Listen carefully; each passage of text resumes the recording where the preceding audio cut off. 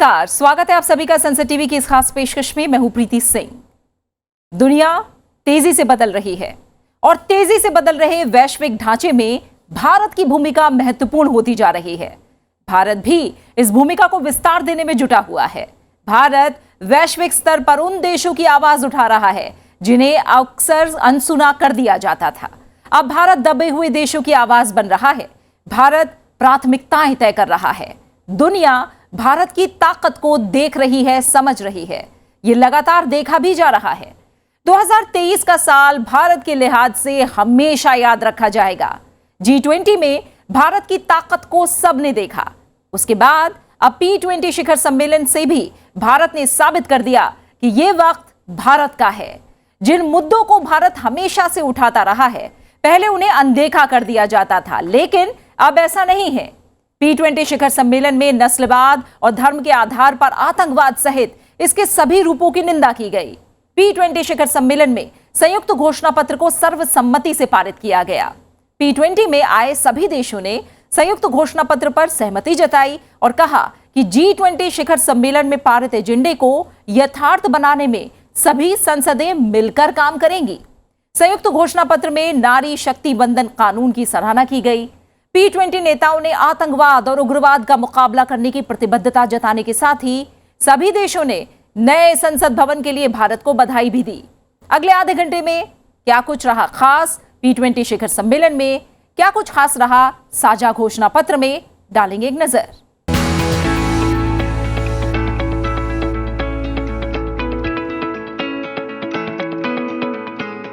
दिल्ली में आयोजित P20 शिखर सम्मेलन प्रतिनिधिमंडलों की भागीदारी के मामले में अब तक का सबसे सफल P20 शिखर सम्मेलन रहा।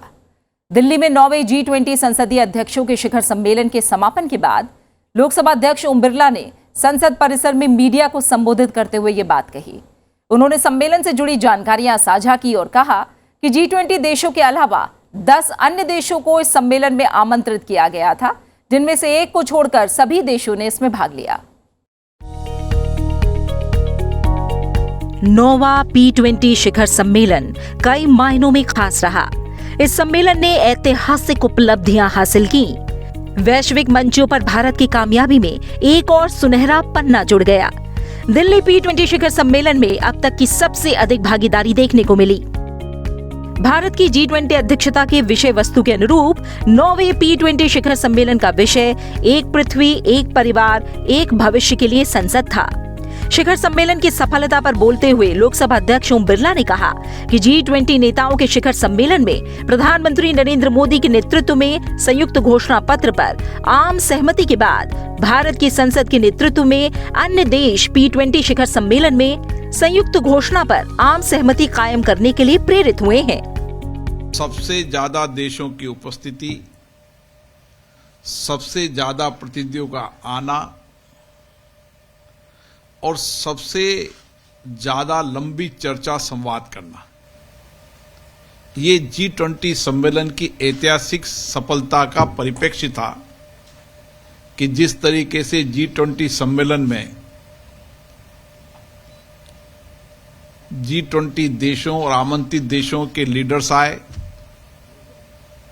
और उस लीडर्स समिट के अंदर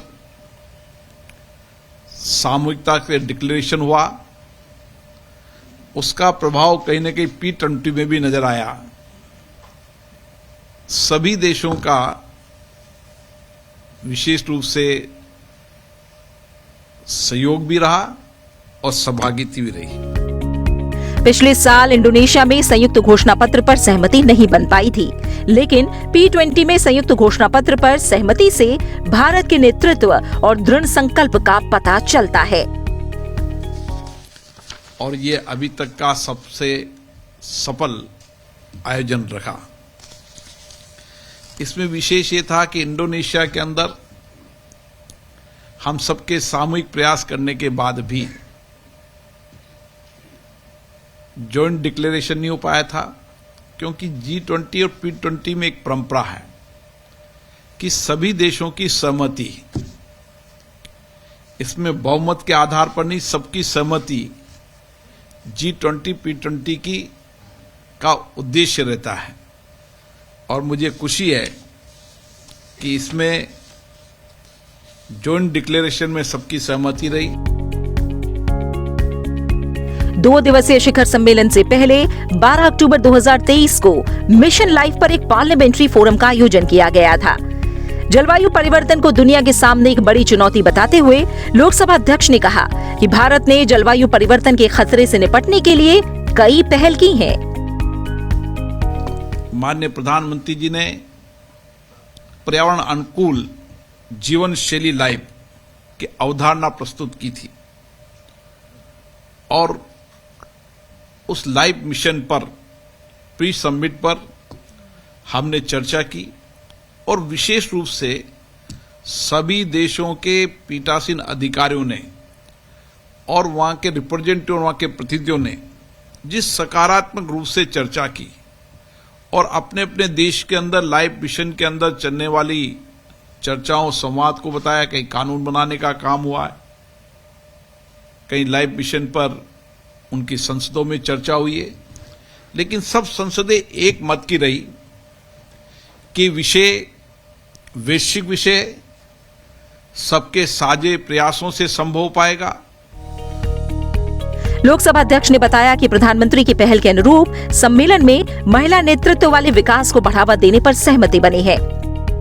लैंगिक समानता महिला नेतृत्व विकास के विषय पर सभी संसदों का मानना था कि हमें अपने अपने देश के अंदर सामुदायिक विकास करना है, सबका विकास करना है, तो महिलाओं को एम्पावर्ड भी बनाना पड़ेगा, समानता भी हो और विशेष रूप से नेतृत्व भी हो।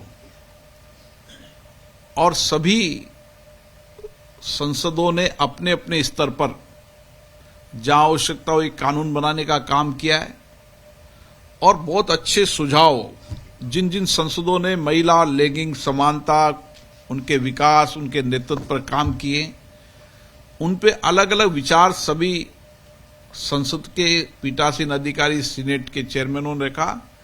एक सार्थक चर्चा हुई, नीतियों में कानून बनाने में उनकी भागीदारी बढ़ी है और निश्चित रूप से महिला नेतृत्व की दिशा के अंदर भारत तेज गति से हर क्षेत्र में बढ़ा, चाहे विज्ञान का हो, टेक्नोलॉजी हो, सामाजिक क्षेत्र और दिशा के अंदर काम कर रहा है। डिजिटल प्लेटफॉर्म्स की भूमिका पर लोकसभा अध्यक्ष ने कहा कि शिखर सम्मेलन के दौरान सभी देशों ने आम लोगों के जीवन में सामाजिक आर्थिक बदलाव लाने में डिजिटल प्लेटफॉर्म की भूमिका को स्वीकार किया।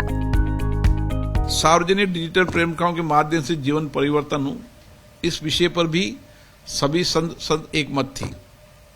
सभी संसदों ने माना कि हम प्रौद्योगिक क्षेत्र में तीव्र गति के विकास को स्वीकारा। आर्टिफिशियल इंटेलिजेंस का जिक्र करते हुए लोकसभा अध्यक्ष ने कहा कि P20 शिखर सम्मेलन में भाग लेने वाले सभी देशों ने जिम्मेदारी के साथ आर्टिफिशियल इंटेलिजेंस का विकास और डेटा सुरक्षा से संबंधित आयामों पर ध्यान देने की आवश्यकता पर जोर दिया है। लेकिन उन्होंने एक चिंता व्यक्त की आर्टिफिशियल इंटेलिजेंस के विषय पे। संसदों का मत था कि आर्टिफिशियल इंटेलिजेंस निश्चित रूप से एक महत्वपूर्ण प्लेटफॉर्म है, लेकिन हमें इसको सुरक्षित, विश्वसनीय और उत्तरदायी बनाने की आवश्यकता भी है, क्योंकि डेटा को सुरक्षित रखना, विश्वसनीय हो, उत्तरदायी हो, इस विषय पर सभी पीठासीन अधिकारियों अध्यक्षों के इसमें मत थे कि हमें मानव अधिकारों के व्यक्तिगत डेटा सुरक्षित रखने और गोपनीय रखने के लिए विशेष कानून बनाने की आवश्यकता होनी चाहिए। शांतिपूर्ण और समृद्ध विश्व की स्थापना की आवश्यकता पर जोर देते हुए लोकसभा अध्यक्ष ने कहा कि आतंक के सभी स्रोतों को सामूहिक संकल्प के साथ ही परास्त करना होगा। आतंकवाद, आतंकवाद की गतिविधियां, आतंकवाद का प्रशय किसी भी हालत में हम न तो हम उस प्रशय को, न आतंकवाद की गतिविधियों में, आतंकवाद की किसी गतिविधियों को हमारे यहाँ कोई स्थान नहीं है। और आज भी सरकार की स्पष्ट नीति है कि आतंकवाद चाहे जाति का हो, धर्म का हो, चाहे किसी तरह का आतंकवाद हो, आतंकवाद आतंकवाद है और आतंकवाद के किसी भी पक्ष को भारत में कोई समर्थन कभी नहीं रहता। ये भारत सरकार की स्पष्ट नीति है। G20 के सदस्य के रूप में पैन अफ्रीकन यूनियन को शामिल किए जाने के बाद पैन अफ्रीकन पार्लियामेंट ने पहली बार P20 शिखर सम्मेलन में भाग लिया। शिखर सम्मेलन में G20 और आमंत्रित देशों की संसदों के अध्यक्षों और उपाध्यक्षों के अलावा 48 संसद सदस्यों सहित कुल 436 प्रतिनिधियों ने भाग लिया। सम्मेलन का उद्घाटन प्रधानमंत्री नरेंद्र मोदी ने किया। अपने संबोधन में उन्होंने कहा कि लोकतंत्र की जननी और विश्व के सबसे बड़े लोकतंत्र में इस सम्मेलन का आयोजन बेहद खास है।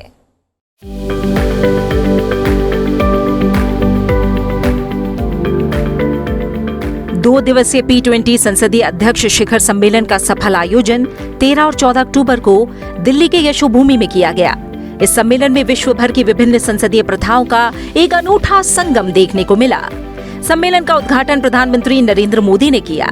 अपने संबोधन में उन्होंने कहा कि लोकतंत्र की जननी और विश्व के सबसे बड़े लोकतंत्र में इस सम्मेलन का आयोजन बेहद खास है। P20 समिट उस भारत भूमि पर हो रही है जो मदर ऑफ डेमोक्रेसी है, जो दुनिया की सबसे बड़ी डेमोक्रेसी है। दुनिया की विभिन्न पार्लियामेंट्स के प्रतिनिधि के तौर पर आप जानते हैं कि पार्लियामेंट्स डिबेट और डेलिब्रेशंस का महत्वपूर्ण स्थान होती है। हमारे यहां हजारों वर्ष पहले भी डिबेट्स और डेलिब्रेशंस के बहुत ही सटीक उदाहरण है। हमारे करीब 5000 साल से भी पुराने ग्रंथों में, हमारे वेदों में सभाओं और समितियों की बात कही गई है। इनमें एक साथ आकर समाज के हित में सामूहिक निर्णय लिए जाते थे। प्रधानमंत्री ने भारत की संसदीय परंपराओं के निरंतर विकास और सशक्त होने की भी चर्चा की। उन्होंने कहा कि भारत न सिर्फ विश्व का सबसे बड़ा चुनाव कराता है, बल्कि इसमें जन भागीदारी भी निरंतर बढ़ रही है। भारत ने चुनाव प्रक्रिया को आधुनिक प्रौद्योगिकी से जोड़ा है। समय के साथ भारत की संसदीय प्रक्रियाओं में निरंतर सुधार हुआ है। ये प्रक्रियाएं और सशक्त हुई है। भारत में हम लोग जनरल इलेक्शंस को सबसे बड़ा पर्व मानते हैं। 1947 में आजादी के मिलने के बाद से अभी तक भारत में 17 जनरल इलेक्शन और 300 से अधिक स्टेट असेंबलीज इलेक्शंस हो चुके हैं। भारत दुनिया का सबसे बड़ा इलेक्शन ही नहीं कराता, बल्कि इसमें लोगों का पार्टिसिपेशन भी लगातार बढ़ रहा है। 2019 का जनरल इलेक्शन ह्यूमन हिस्ट्री की सबसे बड़ी डेमोक्रेटिक एक्सरसाइज थी। इसमें 60 करोड़ यानी 600 मिलियन से अधिक वोटर्स ने हिस्सा लिया है। प्रधानमंत्री ने प्रतिनिधियों को संसद और राज्य विधानसभाओं में महिलाओं के लिए 33% सीटें आरक्षित करने के हाल के निर्णय की जानकारी दी। उन्होंने कहा कि भारत आज हर सेक्टर में महिलाओं की भागीदारी को बढ़ावा दे रहा है।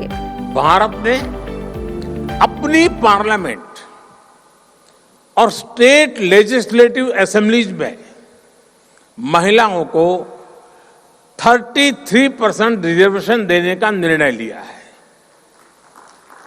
भारत में लोकल सेल्फ गवर्नेंस इंस्टीट्यूशंस में करीब 32 लाख यानी 3 मिलियन से अधिक इलेक्टेड रिप्रेजेंटेटिव्स है, इनमें से करीब 50% विमेन रिप्रेजेंटेटिव्स है। भारत आज हर सेक्टर में विमेन पार्टिसिपेशन को बढ़ावा दे रहा है। हमारी संसद द्वारा लिया गया हाल का फैसला हमारी संसदीय परंपरा को और समृद्ध करेगा। प्रधानमंत्री ने भारत की विविधता और जीवंतता की चर्चा की। उन्होंने कहा कि यही हमारी सबसे बड़ी शक्ति है, जो हर चुनौती से लड़ने और हर कठिनाई को मिलकर हल करने की प्रेरणा देती है। हमारे यहाँ हर आस्था के लोग हैं। सैकड़ों तरह का खान पान, सैकड़ों तरह का रहन सहन हमारी पहचान है। भारत में सैकड़ों भाषाएं बोली जाती हैं। हमारे यहां सैकड़ों बोलियां हैं। 21वीं सदी की इस दुनिया में भारत की ये वाइब्रेंसी, विविधता में एकता हमारी बहुत बड़ी शक्ति है। ये वाइब्रेंसी हमें हर चुनौती से लड़ने की, हर मुश्किल का मिलकर समाधान करने की प्रेरणा देती है। प्रधानमंत्री ने कहा कि संघर्ष और टकराव से भरी दुनिया किसी के हित में नहीं है। विभाजित विश्व मानवता के सामने आने वाली प्रमुख चुनौतियों का समाधान नहीं कर सकता है। कॉन्फ्लिक्ट्स और कन्फ्रंट्रेशन से आज दुनिया संकटों से जूझ रही है।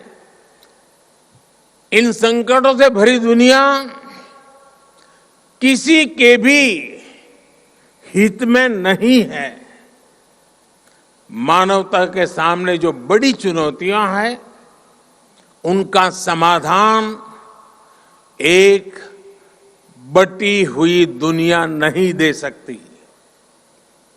यह शांति और भाईचारे का समय है, साथ मिलकर चलने का समय है, साथ आगे बढ़ने का समय है। यह सबके विकास और कल्याण का समय है। हमें वैश्विक विश्वास के संकट को दूर करना होगा और मानव केंद्रित सोच पर आगे बढ़ना होगा। हमें विश्व को one earth, one family, one future की भावना से देखना होगा। दुनिया से जुड़े फैसले लेने में भागीदारी जितनी अधिक होगी, उतना ही बड़ा इम्पैक्ट होगा। आतंकवाद के मुद्दे पर प्रधानमंत्री ने कहा कि भारत लंबे समय से सीमा पार आतंकवाद को झेल रहा है। अब विश्व भी आतंकवाद की बड़ी चुनौती को महसूस कर रहा है। उन्होंने विश्व भर की संसदों और प्रतिनिधियों से आतंकवाद के विरुद्ध इस लड़ाई में मिलकर काम करने के तरीके पेश करने के लिए एकजुट होने की अपील की। अब दुनिया को भी एहसास हो रहा है कि टेररिज्म दुनिया के लिए कितनी बड़ी चुनौती है। टेररिज्म चाहे कहीं भी होता हो, किसी भी कारण से होता हो, किसी भी रूप में होता हो, लेकिन वो मानवता के विरुद्ध होता है। ऐसे में टेररिज्म को लेकर हम सभी को लगातार सख्ती बरतनी ही होगी। हालांकि इसका एक वैश्विक पक्ष और है, जिसकी तरफ मैं आपका ध्यान आकर्षित करना चाहता हूं। टेररिज्म की परिभाषा को लेकर आम सहमति ना बन पाना, ये बहुत दुखद है। आज भी यूनाइटेड नेशंस में international convention on combating terrorism consensus का इंतजार कर रहा है। दुनिया के इसी रवैये का फायदा मानवता के दुश्मन उठा रहे हैं।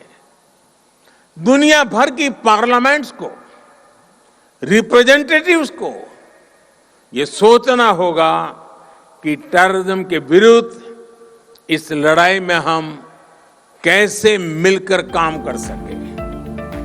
प्रधानमंत्री ने वैश्विक चुनौतियों से निपटने के लिए जन भागीदारी को सबसे बेहतर माध्यम बताया। प्रधानमंत्री ने विश्वास जताया कि चर्चा और विचार विमर्श के माध्यम से ही इस दुनिया को बेहतर बनाने के प्रयास निश्चित रूप से सफल होंगे। किसी राष्ट्र की यात्रा में ऐसे पल आते हैं जब वैश्विक मंच पर उसका उभार कुछ इस तरह से होता है कि उसमें शक की कहीं कोई गुंजाइश नहीं रहती। भारत की P20 की अध्यक्षता ऐसा ही ऐतिहासिक पल लेकर आया। P20 में संयुक्त वक्तव्य पर आम सहमति बनी। इससे पहले भारत G20 शिखर सम्मेलन में संयुक्त वक्तव्य पर आम सहमति हासिल कर पाएगा या नहीं, इस सवाल को लेकर उदासी के सारे बादल तब अचानक छट गए थे जब बैठक खत्म होने के काफी पहले ही सहमति का दस्तावेज सार्वजनिक कर दिया गया। P20 में भी भारत की छवि पूरी तरह से उभर कर सामने आई। वैश्विक मंचों पर अब भारत की आवाज बुलंद होती है, भारत को साथ मिलता है, भारत पर विश्वास बढ़ता है, क्योंकि भारत सिर्फ अपनी नहीं मानव हित की बात करता है, एक खुशहाल दुनिया की उम्मीद करता है। अंतर्राष्ट्रीय मंचों पर भारत की साख और सम्मान लगातार बढ़ रहा है। वैश्विक मंचों पर भारत की उपस्थिति अब मायने रखती है। अब दुनिया भारत की आवाज में आवाज मिला रही है। भारत ग्लोबल लीडर बनकर उभरा है। एक्सेलेंसी, मुझे आपके साथ साझा करते हुए अत्यंत प्रसन्नता हो रही है कि हमारी टीम द्वारा पिछले 2 सप्ताह 14 डेज तक अथक प्रयासों के बाद हम P20 शिखर सम्मेलन के संयुक्त वक्तव्य पर आम सहमति बनाने में सफल हुए हैं। दिल्ली में आयोजित P20 सम्मेलन में भी G20 की तरह साझा घोषणा पत्र सर्वसम्मति से अपनाया गया। साझा घोषणा पत्र में G20 नेताओं के शिखर सम्मेलन और भारत की G20 अध्यक्षता के दौरान हुई व्यापक और रचनात्मक वार्ता का स्वागत किया गया। इसमें सतत विकास लक्ष्यों, प्रौद्योगिकी परिवर्तन और समावेशी डिजिटल अर्थव्यवस्था, वैश्विक आर्थिक सुधार, खाद्य और ऊर्जा सुरक्षा, जलवायु परिवर्तन संबंधी मुद्दों का समाधान, समावेशी ऊर्जा संक्रमण, सतत उत्पादन और उपभोग पैटर्न का संवर्धन, बहुपक्षवाद को सक्रिय करने, शांति स्थापना, आतंकवाद का विरोध, वैश्विक कौशल मानचित्रण, आपदा जोखिम में कमी और वैश्विक स्वास्थ्य ढांचे को सुदृढ़ करने से संबंधित कामों में तेजी लाने से जुड़े मुद्दों पर ध्यान केंद्रित किया गया। साझा घोषणा पत्र में 2030 के एजेंडे को प्राप्त करने के महत्व पर बल दिया गया। साथ ही WTO संबंधी संसदीय सम्मेलन के प्रयासों की भी सराहना की गई। इसके अलावा व्यवसाय करने और सार्वजनिक सेवाएं प्रदान करने के पारंपरिक तरीकों में बदलाव करके एक खुली और परस्पर रूप से जुड़े हुए विश्व के निर्माण में हाल के वर्षों में डिजिटल प्रौद्योगिकी के क्षेत्र में हुई तेज प्रगति को स्वीकार किया गया। AI का सभी के हित के लिए जिम्मेदारी पूर्वक उपयोग करने पर भी सहमति बनी। पूरे विश्व में अवसरों के निर्माण और कौशल को बढ़ाने का समर्थन किया गया। महिलाओं की भूमिका को लेकर साझा घोषणा पत्र में अहम बिंदु शामिल किए गए। नारी शक्ति वंदन अधिनियम की भी सराहना हुई। संसदें महिलाओं के नेतृत्व वाले विकास को प्रोत्साहित करने, भेदभाव को रोकने और वैश्विक चुनौतियों से समग्र रूप से निपटने के लिए निर्णयकर्ताओं के रूप में महिलाओं की पूर्ण, समान, प्रभावी और सार्थक भागीदारी बढ़ाने में महत्वपूर्ण भूमिका निभाती हैं। 2030 के एजेंडे को हासिल करने के लिए लैंगिक समानता और युवा भागीदारी आवश्यक है। 21वीं सदी की समसामयिक वैश्विक चुनौतियों से पर्याप्त रूप से निपटने और वैश्विक शासन को अधिक प्रतिनिधिपूर्ण, प्रभावी, पारदर्शी और उत्तरदायी बनाने के लिए सक्रिय बहुपक्षवाद की आवश्यकता के संबंध में कई मंचों पर आवाज उठाई गई है। जलवायु परिवर्तन संबंधी संयुक्त राष्ट्र फ्रेमवर्क कन्वेंशन के उद्देश्य की प्राप्ति में विभिन्न राष्ट्रीय परिस्थितियों के आलोक में समानता और संबंधित क्षमताओं के सिद्धांत को प्रतिबिंबित करते हुए पेरिस समझौते और उसके तापमान संबंधी लक्ष्य के पूर्ण और प्रभावी कार्यान्वयन को सुदृढ़ करके जलवायु परिवर्तन संबंधी समस्या से निपटने के लिए अपनी दृढ़ प्रतिबद्धताओं की पुष्टि की गई। जलवायु परिवर्तन से निपटने संबंधी की जाने वाली कार्रवाई के मद्देनजर विकास योजनाएं तैयार करने के महत्व को ध्यान में रखते हुए हरित विकास समझौते और उसके तत्वों का स्वागत किया गया। साझा घोषणा पत्र में सार्वभौमिक स्वास्थ्य कवरेज के प्रति अपनी प्रतिबद्धता की भी पुष्टि की गई। आतंकवाद के मुद्दे पर सबने एक राय रखी। आतंकवाद का मुद्दा एक वैश्विक मुद्दा है। ये कुछ ऐसा है जिसके लिए पूरी दुनिया को आगे आना चाहिए और इसका समाधान ढूंढना चाहिए। सम्मेलन से एक सुर में कहा गया कि जब तक शांति नहीं होगी तब तक दुनिया एक परिवार के रूप में आगे नहीं बढ़ सकती। सब कुछ शांति पर केंद्रित है। साझा घोषणा पत्र में दुनिया भर में होने वाले युद्धों और संघर्षों के कारण पैदा हुई पीड़ा पर चिंता जताई गई। 9वें P20 के दौरान हुई रचनात्मक चर्चाओं और पिछले P20 सम्मेलनों में प्राप्त अनुभव को ध्यान में रखा गया। G20 संबंधी कार्यविधि में प्रभावी और सार्थक संसदीय योगदान देने के लिए अपने संयुक्त कार्य को जारी रखने की प्रतिबद्धता की पुष्टि की गई। साझा घोषणा पत्र में P20 अध्यक्षता के इस संयुक्त वक्तव्य को G20 अध्यक्षता तक पहुंचाने की बात सामने आई। ये सफलता आपके सहयोग एवं समर्थन से संभव हुई है। ये हमारी सामूहिक उपलब्धि है और मैं आप सभी को इसके लिए बधाई देता हूं। आपके सहयोग से संयुक्त वक्तव्यों पर हमारे बीच में आम सहमति इसलिए बन पाई है कि P20 की बैठक में हमने अपने मतभेदों से ऊपर उठकर उन विषयों पर ध्यान केंद्रित किया है जो हमें एकजुट करते हैं। 9वें G20 संसद के अध्यक्षों के शिखर सम्मेलन की मेजबानी और उसके गर्मजोशी भरे आतिथ्य के लिए भारत की संसद को साझा घोषणा पत्र में धन्यवाद दिया गया। शासन और निर्णय लेने में लोगों की भागीदारी की अपनी प्राचीन परंपराओं के अनुरूप इस वर्ष अपनी संसद के नए भवन के उद्घाटन पर भी भारत को बधाई दी गई। साझा घोषणा पत्र के आखिर में ब्राजील की G20 अध्यक्षता के तहत 2024 में फिर से मिलने की उम्मीद के साथ हम 10वें P20 शिखर सम्मेलन के लिए ब्राजील की संसद को अपनी शुभकामना देते हैं। ये संदेश भी साझा किया गया। और इसी के साथ फिलहाल हमारी इस खास पेशकश सफल सम्मेलन में इतना ही। आप इस कार्यक्रम को हमारे YouTube चैनल पर भी देख सकते हैं और अपनी राय, सुझाव और प्रतिक्रिया हमारे साथ साझा कर सकते हैं, जिनका हमें इंतजार रहता है। अपना अच्छे से ख्याल रखिए और मुझे दीजिए इजाजत। नमस्कार।